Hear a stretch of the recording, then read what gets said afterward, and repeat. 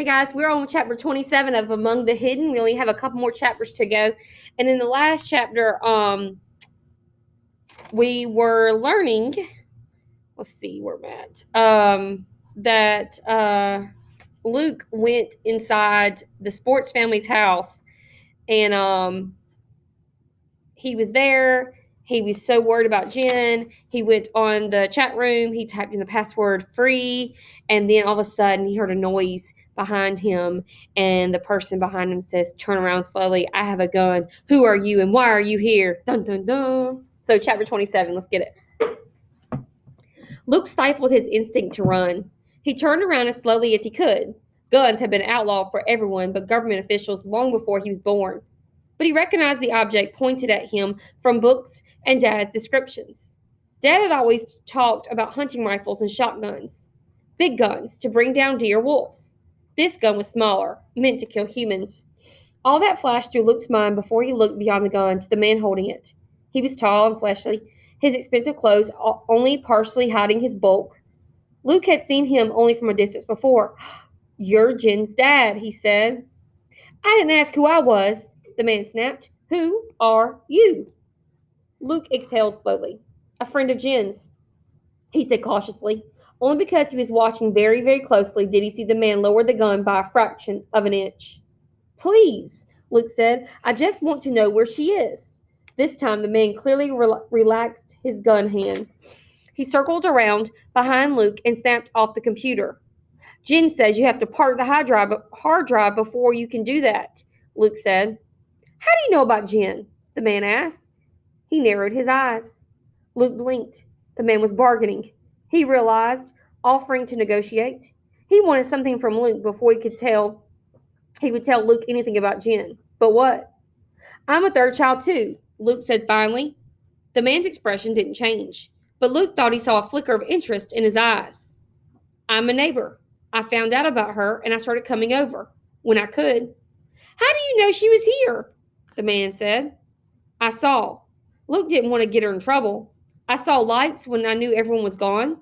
I guessed. I really wanted there to be another third child for me to meet." "So Jen was careless," the man said, with an edge to his voice that Luke didn't understand. "No," Luke said uncertainly. "I was observant." The man nodded, only to accept Luke's answer. Then he sat down in the chair by the computer desk and rested the gun on his leg. Luke took that as a sign that the conversation might last long enough for him to find out something. "Did Jen teach you how to disable our alarm system?"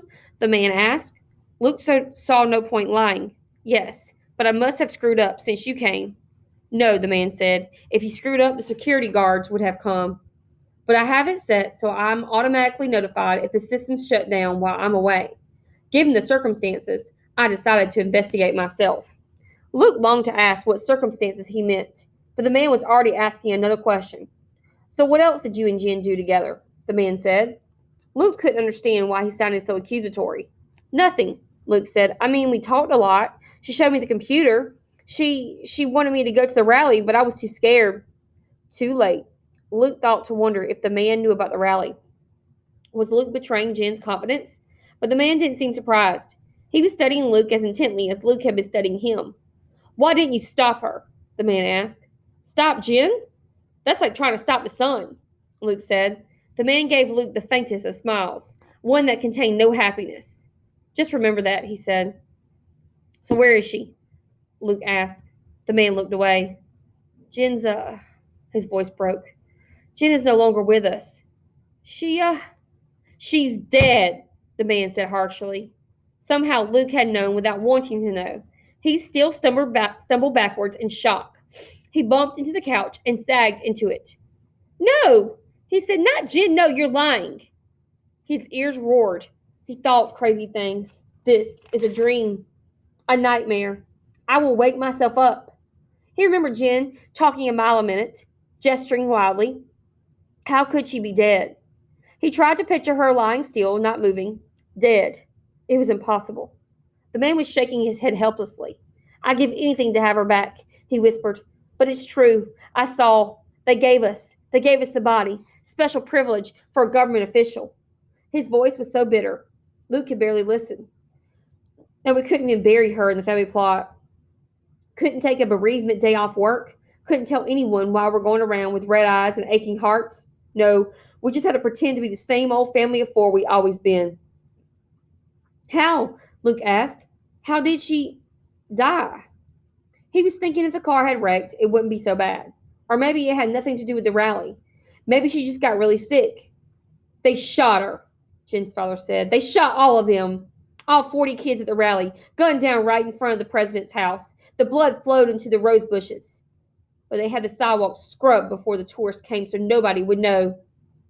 Luke started shaking his head no and couldn't stop. But Jen said there'd be too many people to shoot. She said there'd be 1,000. Luke protested, as if Jen's words could change what he was hearing. Our Jen had too much faith in the bravery of her fellow hidden, Jen's father said. Luke flinched. I told her I couldn't go, he said. I told her. It's not my fault. No, Jen's dad said quietly, and you couldn't have stopped her. It's not your fault. There are plenty of other people who deserve the blame. They probably would have shot 1,000 or 15,000. They don't care. His face twisted. Luke thought he had never seen such pain, not even the time Matthew dropped a sledgehammer on his foot. Tears began to spill down Jen's father's face. What I don't understand is, why does she do this? This children's crusade. She wasn't stupid. We've been warning her about the population police all of her life. Did she really think the rally would work? He said. Yes, Luke assured him. Then unbidden, the last words she'd spoken to him came back to him. We can hope. After she told him hope was worthless. Maybe she knew the rally would fail. Maybe she even knew she would probably die. He remembered the first day he met her, when she cut her hand to cover the drops of his blood on the carpet. There was something strange in Jen he couldn't quite understand that made her willing to sacrifice herself to help others, or to try to. I think at first she thought the rally would work, Luke told Jen's dad. And then, even when she wasn't sure, she still had to go. She couldn't call it off. Why? Jen's dad asked. He was sobbing. Did she want to die? No, Luke said. She wanted to live, not die, not hide, live. The words played over and over again in his brain.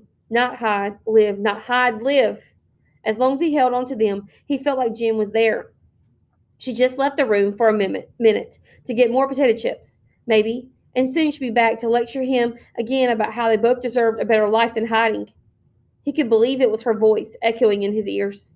But if he let go, let the words stop for a minute, he was lost. He felt like the whole world was spinning away from him, and he was all alone. He wanted to cry out, Jen, come back, as if she could hear him and stop the spinning and come to him. As if from a distance, Luke heard Jen's father heave a sigh and blow his nose in a businesslike way. You may not be ready to hear this, he said, but... Dizzily, Luke raised his head and listened half-heartedly. When you logged into that chat room, Jen's father said, a buzzer went off in a room in Population Police headquarters. They're monitoring the chat room very closely. They found it after the rally. I've managed to cover up things about Jen, but they'll trace your message back to the computer. The Population Police are backlogged right now, following leads from the rally, so I should have a day or two to come up with a plausible-sounding explanation. But if they investigate too carefully, you may be in danger. More than usual? Luke said sarcastically.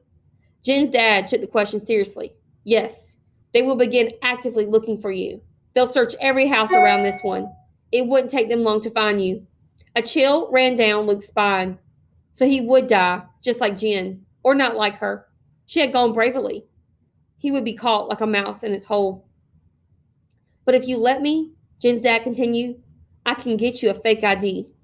You can be miles away before they come looking. You would do that for me? Luke asked. Why? Because of Jen. But how? I have connections, you see. Jen's dad hesitated. I work for the Population Police. Dun, dun, dun. Chapter 28.